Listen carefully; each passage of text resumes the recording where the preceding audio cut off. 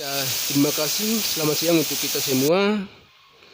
Yang pertama, saya panjatkan puji dan syukur kehadirat Allah yang telah memberikan rahmat dan dayanya sehingga saya dapat menyelesaikan tugas makalah. Yang kedua, saya mengucapkan terima kasih kepada Bapak yang memberikan tugas makalah ini. Yang ketiga,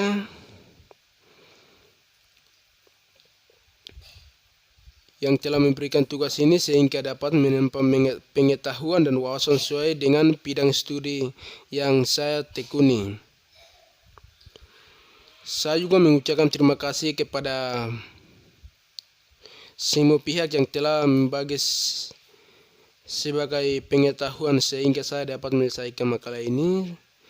Saya menyadari makalah yang saya tulis ini masih jauh dari kata sempurna, oleh karena itu kritik dan saran yang membangun akan saya nantikan demi kesempurnaan makalah ini. Berjudul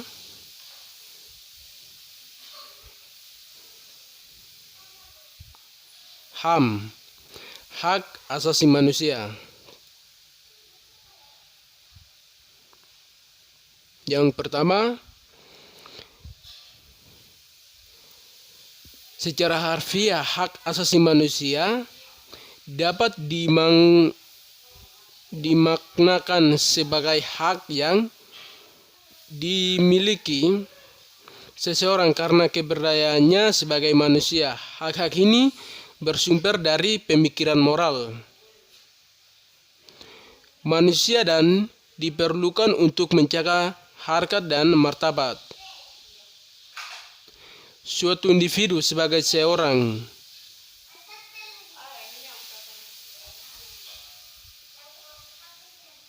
Manusia dengan kata lain, HAM secara umum dapat diartikan sebagai hak-hak yang melekat pada diri segenap manusia sehingga mereka diakui keberadaannya tanpa membedakan seks, ras, warna kulit, bahasa, agama, dan politik.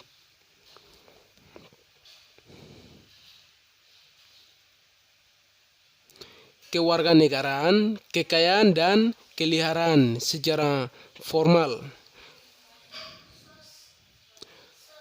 Konsep mengenai hak asasi manusia lahir pada tanggal 10/1948 ketika PBB memproklamirkan Deklarasi Universal HAM yang di dalamnya memuat 30 pasal.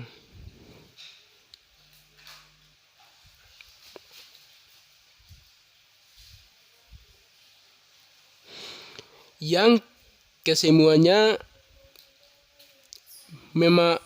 memaparkan tentang hak dan kewajiban umat manusia secara eksplisit. HAM adalah suatu yang melekat pada manusia, yang tanpanya manusia mustahil dapat hidup sebagai manusia.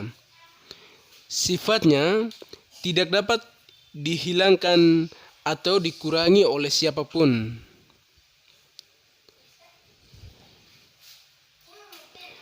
Adapun isi dalam Maklimah Deklarasi Universal tentang HAM oleh PBB adalah 1.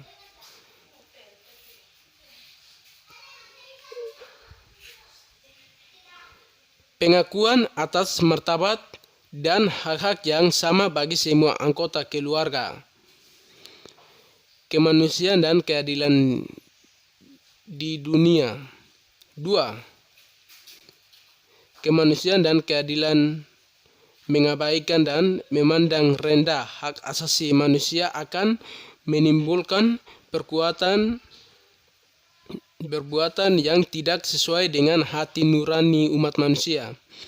Yang ketiga, hak-hak manusia perlu dilindungi oleh peraturan hukum.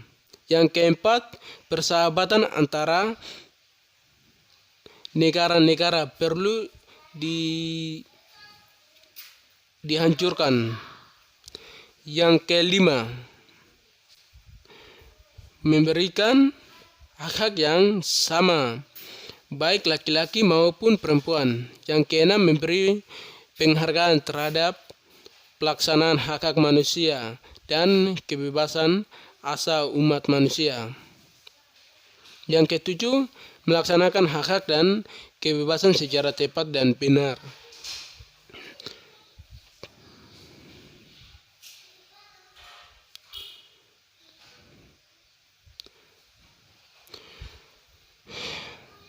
Perwatakan, definisi dan fungsi karakter, cara memahami, menggambarkannya. Menurut para ahli, A.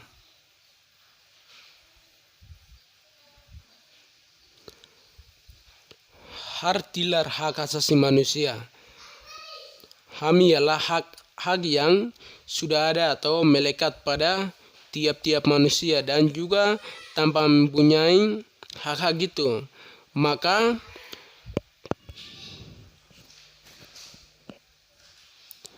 pada tiap-tiap manusia itu tidak dapat hidup selayaknya manusia. Hak ini didapatkan sejak lahir ke dalam dunia. B. Prof. Coentioro Proanto, hak asasi manusia HAM adalah suatu hak yang sifatnya mendasar atau juga asasi. Hak-hak yang dipunyai pada tiap-tiap manusia tersebut dengan berdasarkan kodratnya yang pada hakikatnya tidak akan dapat dipisahkan sehingga akan bersifat suci. C. John Locke, hak asasi manusia HAM ialah hak-hak yang secara langsung diberikan Tuhan pada tiap manusia. Ialah sebagai hak yang kodrati. Oleh sebab itu, tidak ada juga kekuatan pada dunia ini yang dapat mencabutnya hak asasi manusia. HAM tersebut sifatnya fundamental atau juga bersifat mendengar bagi tiap kehidupan manusia dan juga pada hakikatnya sangat suci. B. Mafidus MD, hak asasi manusia HAM ialah hak sudah ada dan melekat pada martabat tiap manusia, di mana hak ini sudah dibawa sejak lahir ke dalam dunia, sehingga pada dasarnya hak ini bersifat kodrati. E. Undang-Undang Nomor 39 Tahun 1999 hak asasi manusia HAM ialah seperangkat hak yang sudah ada pada dirinya manusia. Ialah sebagai makhluk ciptaan Tuhan, yang mana hak ini ialah anugerah yang wajib untuk dihargai dan juga untuk dilindungi oleh pada tiap orang untuk dapat melindungi harkat dan juga martabat manusia. F. Mulai hak asasi manusia HAM merupakan segala hak pokok atau juga hak dasar yang sudah melekat pada diri manusia dalamnya kehidupan. G. Terakhir, hak asasi manusia HAM ialah hak dasar yang bersifat untuk dan juga harus dipunyai pada tiap insan untuk perkembangan dirinya tersebut. Yang berikutnya, Karel Yass menjelaskan bahwa hak asasi manusia HAM ialah 3 generasi yang didapat ialah dari revolusi Prancis. Karel tersebut mengistilahkan generasi disebabkan karena merujuk kepada inti dan juga ruang lingkup dari hak yang mana hak tersebut mencari prioritas utama dalam waktu tertentu.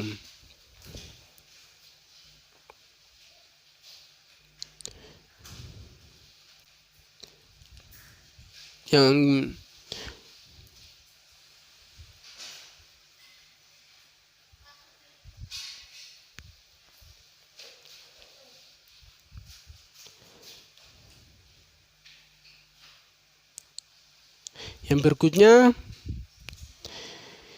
Miram Mutiara atau hak asasi manusia ialah hak yang dimiliki pada tiap orang yang dibawa sejak dia lahir ke dunia, dan juga menurutnya hak tersebut bersifat universal, menyeluruhkan dikarenakan dimiliki tidak dengan adanya berbeda ras, kelamin, agama, suku, budaya, dan lain-lainnya. Prof. dan Rose Dramodiarjo Esa, HAM adalah hak-hak dasar pokoknya di bawah manusia sejak lahir sebagai anugerah Tuhan Yang Maha Esa. Laboratorium Pancasila IKIP Malang. HAM adalah hak yang melekat pada martabat manusia sebagai iman ciptaan Tuhan Yang Maha Esa. Prof. M. Kuntianu Pronto mengatakan HAM adalah hak yang dimiliki manusia menurut kodrat yang tidak dipisahkan hakikatnya. Yang berikutnya, John Locke mengatakan HAM adalah hak yang diberikan langsung oleh Tuhan Yang Maha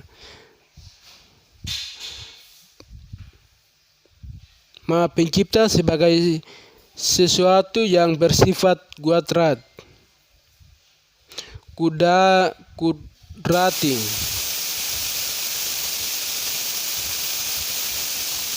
HAM adalah hak-hak dasar yang dimiliki oleh manusia sesuai dengan kodratnya. Kailan. Yang berikutnya, HAM adalah hak dasar dimiliki oleh manusia sesuai dengan kodratnya. 2002. Menurut pendapat Jan Matroson dari Komisi HAM PBB dalam Teaching Human Rights United Nations, sebagaimana dikutip, Bahardin Lopa menegaskan bahwa HAM adalah hak-hak yang melekat pada setiap manusia yang tanpanya manusia mustahil dapat hidup sebagai manusia.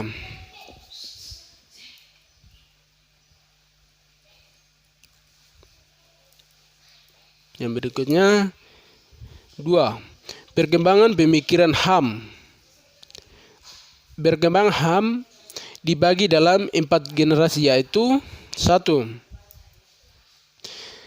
Generasi pertama berpendapat bahwa pemikiran HAM hanya berpusat pada bidang hukum dan politik. Fokus pemikiran HAM generasi pertama pada bidang hukum dan politik disebabkan oleh dampak dan situasi Perang Dunia yang Kedua, totalitarisme, dan adanya keinginan negara-negara yang baru merdeka untuk menciptakan suatu tertib hukum yang baru. Yang kedua,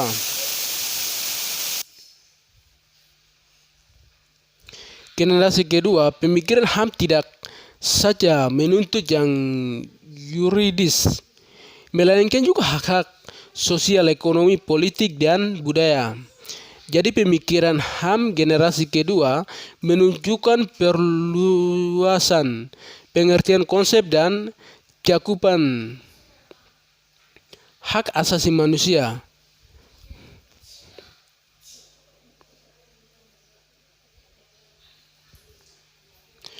Pada masa generasi kedua, hak yuridis kurang mendapat penekanan sehingga terjadi ketidakseimbangan dengan hak sosial, budaya, hak ekonomi, dan hak politik.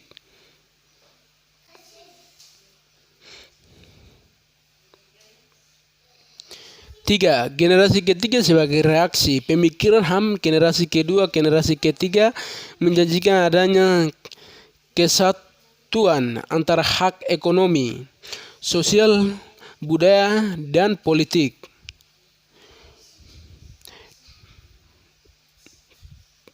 Dalam suatu keranjang yang disebut dengan hak-hak melaksanakan pembangunan dalam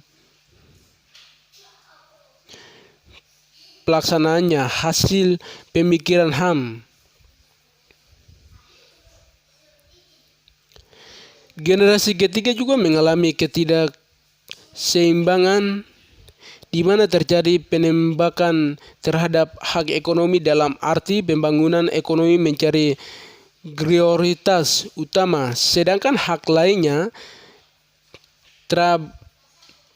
terabaikan sehingga menimbulkan banyak korban karena banyak hak rakyat lainnya dilanggar.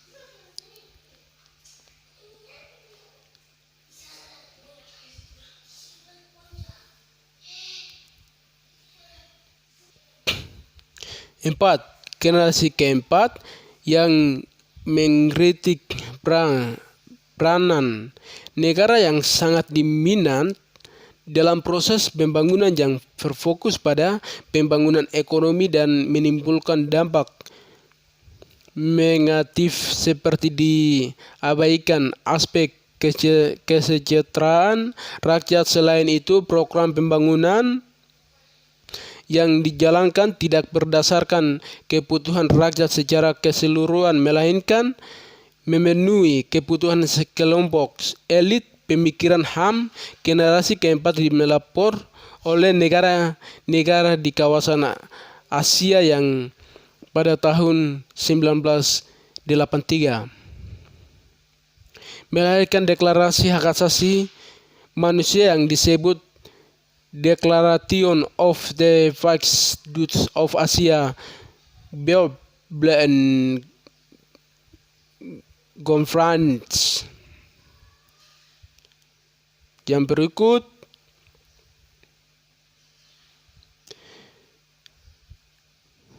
B. Perkembangan pemikiran HAM dunia bermula dari 1.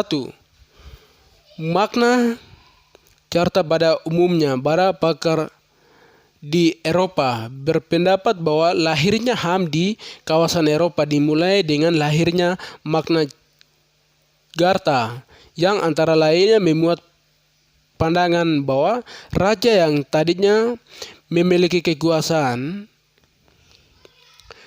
absolut, raja yang menciptakan hukum, tetapi ia sendiri tidak terikat dengan hukum yang dibuatnya, mencari dibatasi kekuasaan dan mulai dapat diminta bertanggungjawab di muka hukum masyarakat.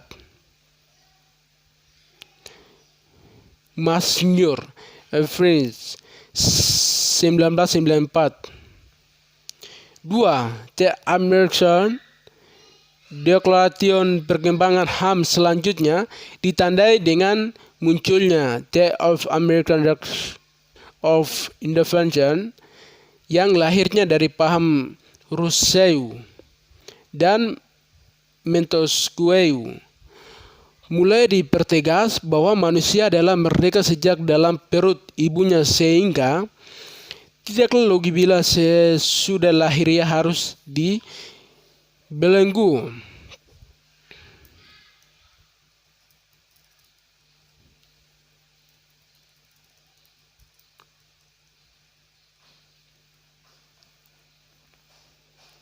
Tiga, The French Declaration. Selanjutnya pada tahun 1789 lahirlah The French Declaration, deklarasi Prancis, di mana ketentuan tentang hak lebih dirinci lagi sebagaimana dimuat dalam The Rule of Law, yang antaranya lain berbunyi tidak boleh ada penangkapan tanpa alasan.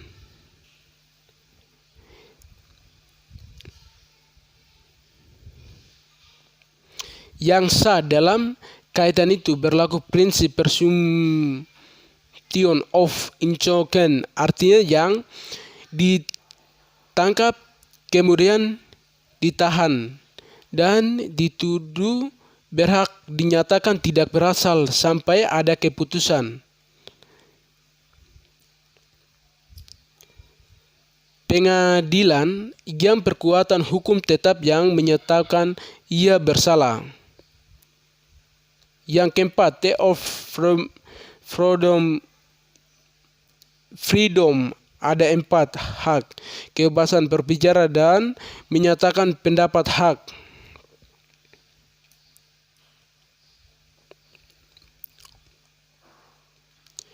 kebebasan memeluk agama dan pribadi sesuai dengan ajaran agama. Diperlukannya hak kebebasan dari kemiskinan dalam pengertian setiap bangsa berusaha mencapai tingkat kehidupan yang damai dan sejahtera bagi penduduknya.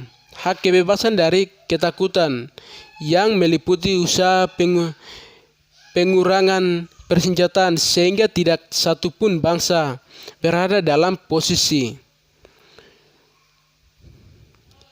berkeinginan untuk melakukan serangan terhadap negara lain. Mansur, April 1994. Itu dikatakan oleh Tuan Mansur. Yang ketiga, pengertian macam normatif, empiris, pendekatan data, analisa para ahli. A. Macam hak asasi manusia. 1. Hak asasi pribadi, personel, hak kebebasan untuk bergerak, bepergian dan pindah tempat. Hak kebebasan mengeluarkan atau menyatakan pendapat, hak kebebasan memilih dan aktif organisasi atau perkumpulan, hak kebebasan untuk memilih, memeluk dan memilih dan aktif di organisasi ataupun perkumpulan, hak kebebasan untuk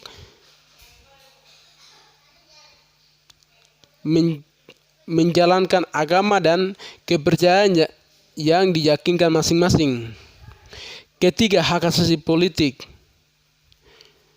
hak untuk memilih dan dipilih dalam satunya pemilihan, hak ikut serta dalam kegiatan pemerintahan, hak membuat dan mendirikan parpol atau partai politik dan organisasi politik lainnya, hak untuk membuat dan mengajukan suatu usulan petisi. 4. Hak asasi hukum, legislative right, hak mendapat perlakuan yang sama dalam hukum dan pemerintahan, hak untuk menjadi pegawai negeri sipil atau PNS, hak mendapat layanan dan perlindungan hukum. Yang kelima, hak asasi ekonomi, protect rights, mengatakan hak kebebasan melakukan kegiatan jual beli, hak kebebasan mengadakan perjanjian kontrak, hak kebebasan menyelenggarakan sewa menyewa, hutang piutang, dan hak kebebasan untuk memilih suatu, hak memiliki dan mendapatkan pekerjaan yang layak. Yang keenam, hak asasi peradilan, procedural right, hak mendapat pembelaan hukum, pengadilan, hak bersama.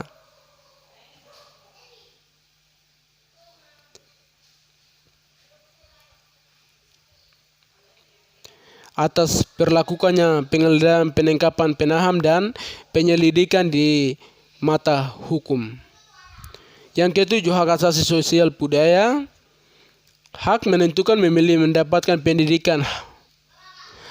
Hak juga mendapatkan pengerjaan, hak untuk mengembangkan budaya yang sesuai dengan bakat dan minat.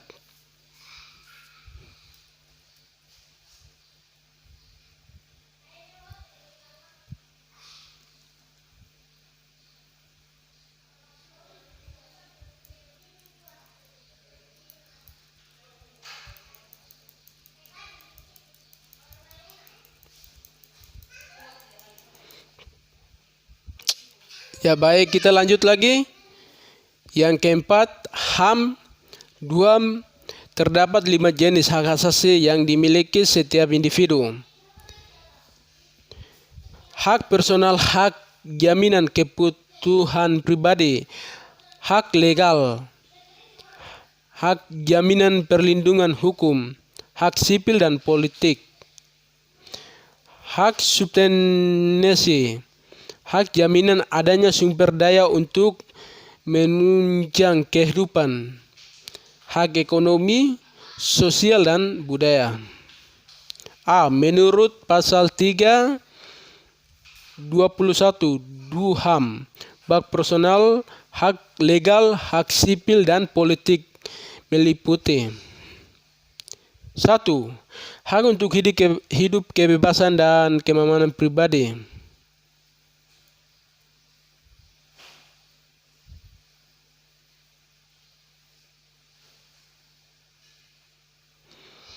2. Hak bebas dari perbudakan dan pengamatan. Yang ketiga, hak bebas dari penyiksaan atau perlakukan maupun hukum yang kejam, tak bermanusiaan, merendahkan derajat kemanusiaan.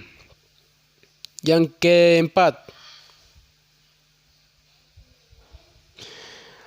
hak untuk memperoleh pengakuan hukum di mana saja secara pribadi. Yang kelima,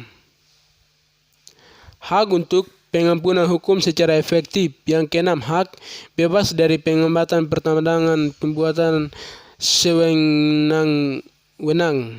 Yang berikut, hak untuk peradilan yang independen dan tidak memihak.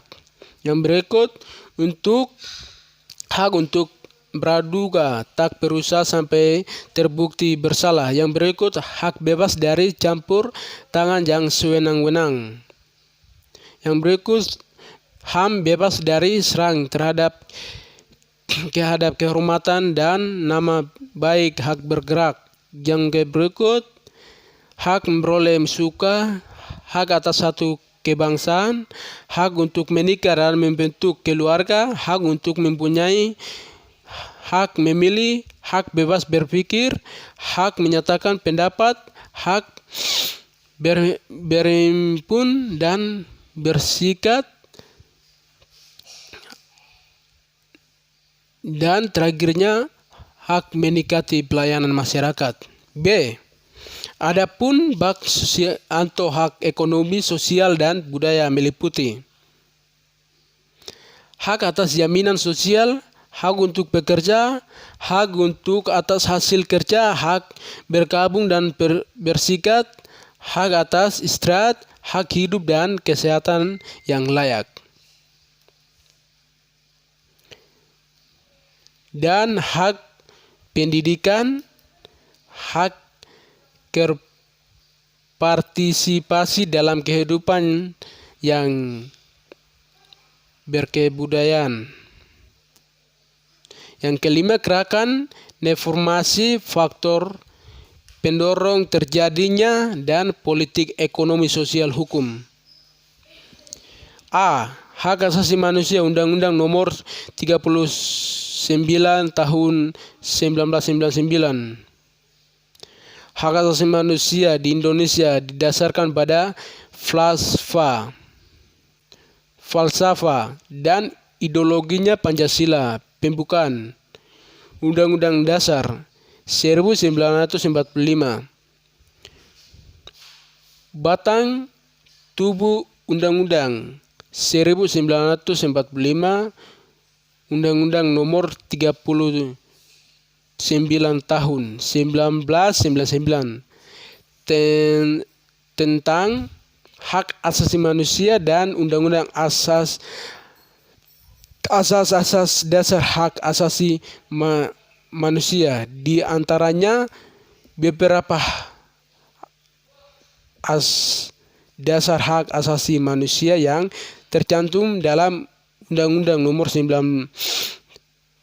nomor 39 tahun 1999 adalah: 1. Setiap orang berhak atas penghukum, jaminan perlindungan, dan perlakukan hukum yang adil serta mendapat kepastian hukum dan berlakukan sama di depan hukum. Yang kedua, setiap orang berhak atas perlindungan hak asasi manusia dan kebebasan dasar manusia tanpa diskriminasi. 3. Hak untuk hidup, hak untuk tidak disiksa, hak kebebasan pribadi pikiran dihayati nurani, hak dapat hukum, hak untuk tidak dituntut atas dasar hukum.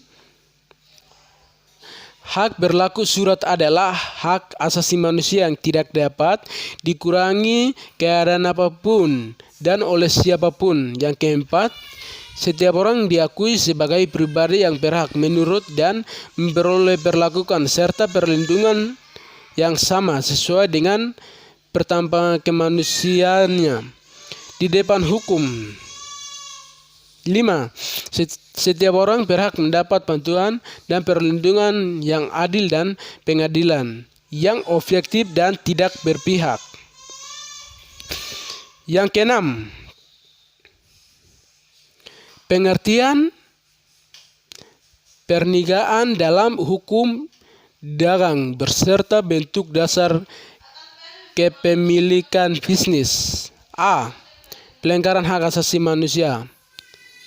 Pelanggaran HAM adalah setiap perbuatan seorang atau kelompok orang termasuk aparat negara, pihak disengaja ataupun tidak disengaja, atau kelalaian yang secara hukum mengurangi, melainkan membatasi dan atau mencabut HAM seseorang atau kelompok orang yang dijamin oleh undang-undang ini dan tidak dapatkan atau dikhawatirkan tidak memperoleh penyelesaian hukum yang berlaku. Undang-Undang nomor 26 2000 tentang pengadilan HAM. Kasus pelanggaran HAM ini dapat dikategorikan dalam dua jenis, yaitu kasus pelanggaran HAM yang bersifat berat meliputi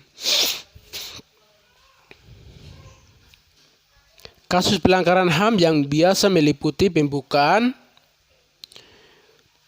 penganiayaan, pencemaran nama baik, menghalangi orang untuk mengekspresikan pendapatnya, menghilangkan nyawa orang lain.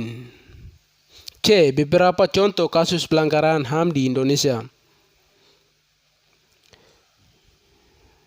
1 dan lain-lainnya. Kasus Tanjung Priok 1984. Kasus Tanjung Priok terjadi tahun 1984 antara aparat dengan warga sekitar yang berawal dari masalah SARA dan unsur politik dalam perwisata yang diduga terjadi pelanggaran HAM, di mana terdapat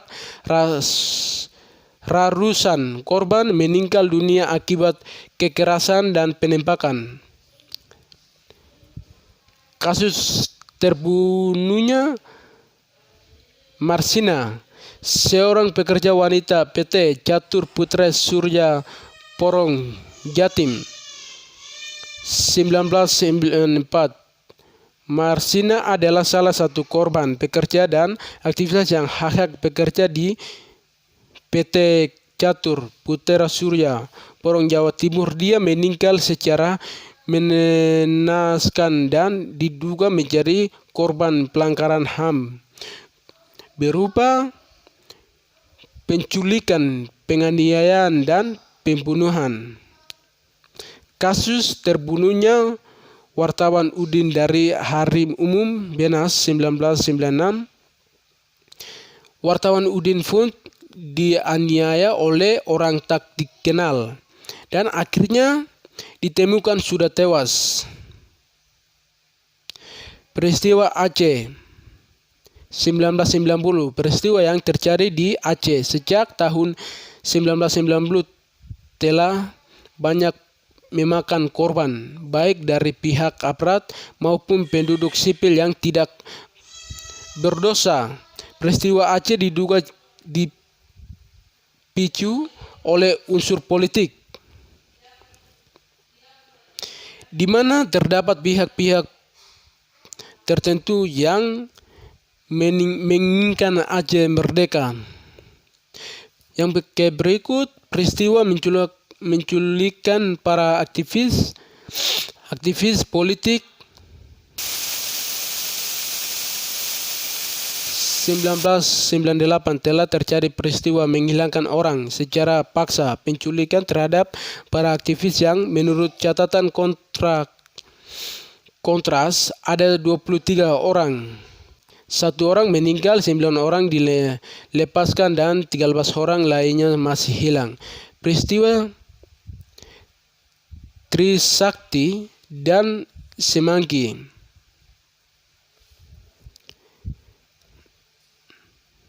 1998 tragedi Trisakti terjadi pada 12 Mei 1998 tanggal 4. Mahasiswa meninggal dan puluhan lainnya luka-luka. Tragedi Semanggi 1 terjadi pada 13 November 1998. 17 orang warga sipil meninggal dan tragedi Semanggi pada 24 September 1999. 1 orang mahasiswa meninggal dan 217 orang luka.